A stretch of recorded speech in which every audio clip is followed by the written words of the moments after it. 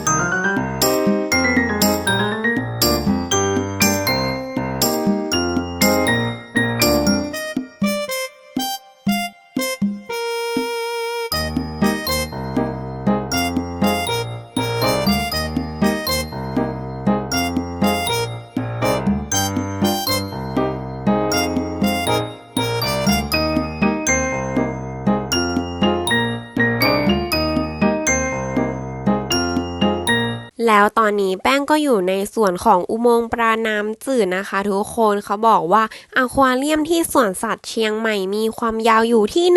133 เมตรเลยค่ะทุกคนพอออกจากอุโมงค์ปลาน้ำจืดนะคะก็จะเจอกับซากฟอสซิลปลาต่างๆนะคะแล้วก็จะเป็นส่วนของอุโมงค์ปลาน้ำเค็มนี่เองค่ะ